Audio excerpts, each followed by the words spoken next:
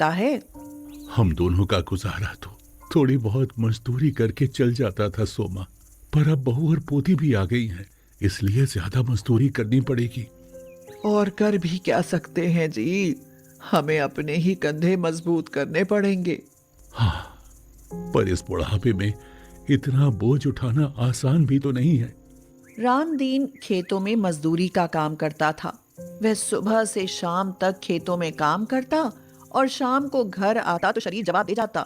सोमा, आज तो बहुत कमर दर्द कर रही है, कोई मरहम लगा दो तो कुछ दर्द कम हो जाए, रात में चैन से सो सकूं फिर।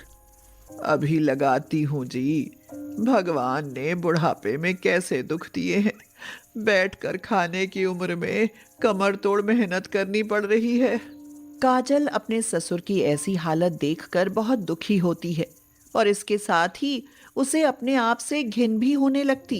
वह सोचती है, जिसके शरीर में दम है वह तो बैठकर रोटियां तोड़ती है और जिसकी बूढ़ी हड्डियों को आराम की जरूरत है वह हड्डियों से काम लेता है।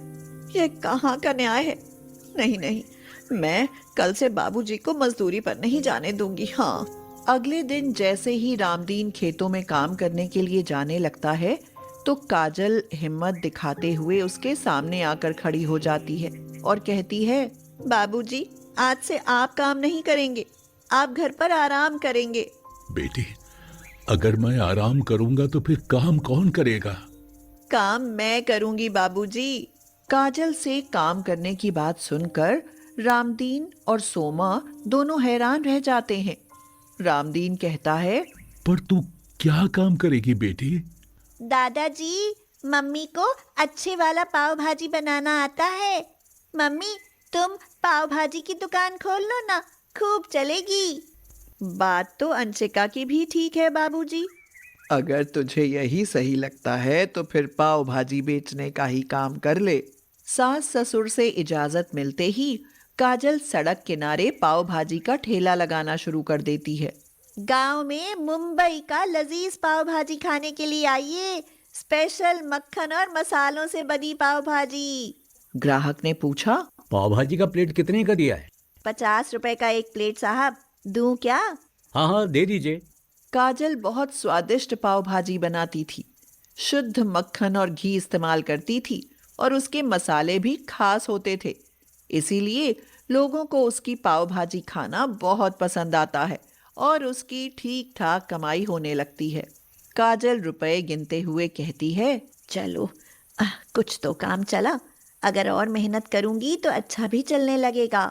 फिर जैसे ही काजल का मुंबईया पाव भाजी का काम कुछ अच्छा चलने लगता है, अचानक ही एक संकट आ खड़ा होता है। मार्केट कमेटी के कुछ लोग उसकी ठेली को उठाने के लिए आ जाते हैं। कर्मचारी कहता है, देखो, यहाँ ठेली लगाने के लिए परमिशन लेनी पड़ती है, तुमने परमिशन नहीं लिया है, चलो बे उठाओ इसका तामझाम। दया कीजिए साहब, मैं बहुत गरीब हूँ, मेरा सामान मत उठाइए। अरे भाई, तो तुम गरीब हो तो मैं क्या करूँ, मुझे भी तो ऊपर जवाब देना होता है। अरे मुंह क्या देख रहे हो, चलो उठाओ बे सामान, फेंको यहाँ से। रहने दीजिए साहब, प्लीज ऐसा मत कीजिए। काजल उन लोगों के सामने ऐसे ही रोते हुए गिड़गिड़ाती जा रही थी कि तभी वहां नवीन आ जाता है और कहता है, क्यों बे, इस गरीब को परेशान करके क्या मिलेगा तुझे? इसके सामान को हाथ भी लगाया तो मुझसे बुरा कोई नहीं होगा। पर आप कौन होते हमें मना करने वाले? मैं इस मार्केट कमेटी का मेंबर हूँ और यहाँ मेरी कई दुकानें हैं, समझे? यह सुनते ही मार्केट कमेटी के लोग वहां से बिना बहस किए रफू चक्कर हो